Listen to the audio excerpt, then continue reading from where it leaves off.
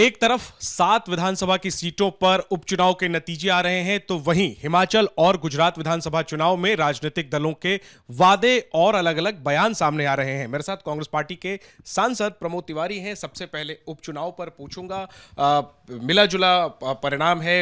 UP जहां से आप आते हैं वहां बीजेपी जीतने जा रही है। आदमपुर में बीजेपी आगे है। बिहार में 1-1 का स्कोर नजर आ रहा है। कैसे देख रहे हैं उपचुनाव के नतीजों को? कांग्रेस गठबंधन आगे चल रहा है। उसने बीजेपी से बिहार में सीट छीनी।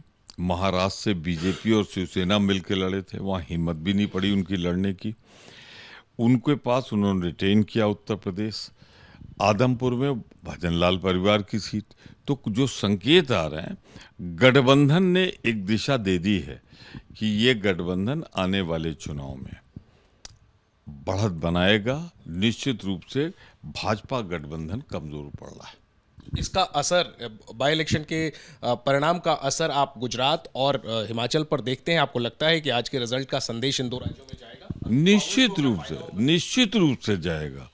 और सिर्फ भाजपा को ही संदेश नहीं जाएगा, आम आदमी पार्टी को भी संदेश जाएगा कि तुम तो उटकटुआ पार्टी हो, उटकटुआ पार्टी।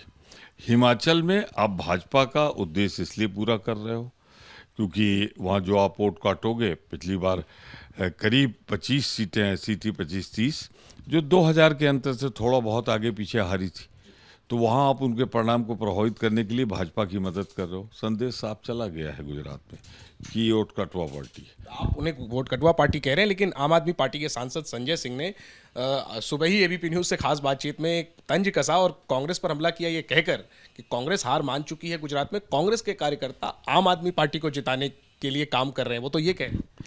गोवा में भी यही कहा था, राजस्थान में भी यही कहा था, हरियाणा में भी यही कहा था। जहां जहां चुनाव हुए यही तो कहा ना इन्होंने। तो वही बात दोहरा रहे हैं। क्या जवाब देंगे? साथी भी आपके एक सीधे, बहुत ही अच्छे मेरे मित्र हैं, भाई की तरह हैं। मैं यही जवाब दूंगा कि इस समय आम आदमी पार्टी भारतीय जनता पार्टी की बी टीम नहीं, बल्कि भारतीय जनता पार्टी के सप्लीमेंट के रूप में काम कर रही है। और गुजरात और हिमाचल की जनता ने समझ लिया है। पंजाब जो आपको मिला था, आपने फिर उसे वहां पहुंचा दिया जहां से कांग्रेस निकाल के लाई थी। आपने जो स्थिति कर दी है पंजाब की, कोई कानून व्यवस्था रह गई? एक हिमाचल पर आखिरी में मैं पूछूंगा सर। एक तो हिमाचल में हिमाचल के लिए बीजेपी अपना घोषणा पत्र लेकर आई है। साफ हिंदुत्व का एजेंडा दिख रहा है।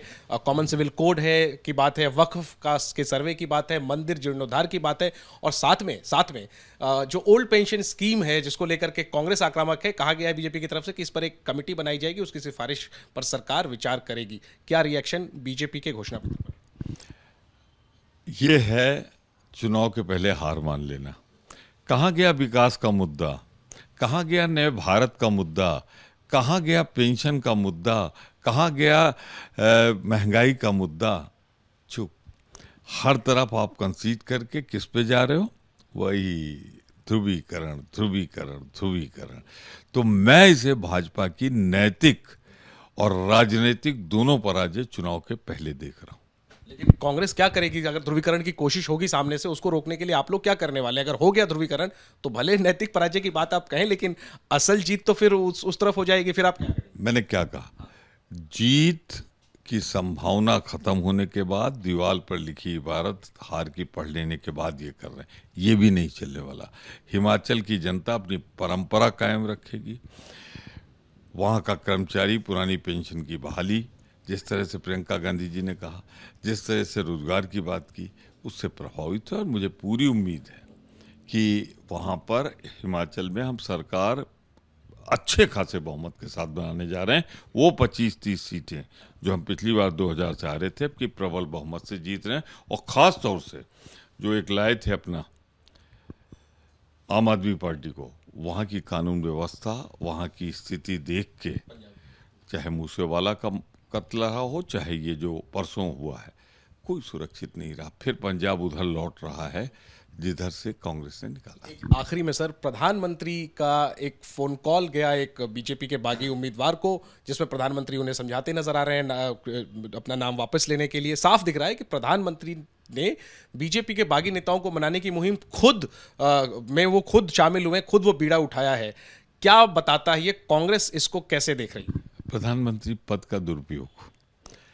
आप प्रधानमंत्री हो गए, आप तो राजनीतिक बात थी, अध्यक्ष आपके करते, गुजरात करते, उनसे बात न बनती, राष्ट्रीय अध्यक्ष करते, आप कर रहे हैं। और ये साफ संकेत नहीं दे रहा है कि हालत इतनी खराब हो गई है कि अब रूठों को मनाने का काम शुरू हो गया चुनाव की तारीख के बाद। गुजरात में पिछली बार भी 3 जिले अगर निकाल दो, बड़ौदा, अहमदाबाद, सूरत, तो भाजपा हार चुकी थी गुजरात। 77 और 99 का जो फर्क है आप निकाल के देख लो। इस बार तयशुदा है कि आम आदमी पार्टी अब भाजपा की वोट काट रही है, कांग्रेस वहां जीतेगी। ठीक है, शुक्रिया प्रमोद जी बात करने के लिए। देखना है कि जो आपके दावे हैं, चाहे वो हिमाचल को लेकर हो या गुजरात को लेकर हो, वो कितने सटीक बैठते हैं। फिलहाल कांग्रेस कह रही है कि न सिर्फ हिमाचल बल्कि गुजरात में भी जीतेंगे, और बाई इलेक्शन के जो नतीजे हैं उसको भी अपने तरीके से उसकी व्याख्या कर रहे हैं कि ये नतीजे बीजेपी के खिलाफ, और बीजेपी के खिलाफ जो राजनीति विपक्ष की है उसके पक्ष में जनादेश है। ऐसा होता है या नहीं 2 राज्यों के विधानसभा चुनाव में, जाहिर है इसके लिए इंतजार करना होगा। कैमरा पर्सन रवीश पांडे के साथ जैनेंद्र, एबीपी न्यूज, दिल्ली।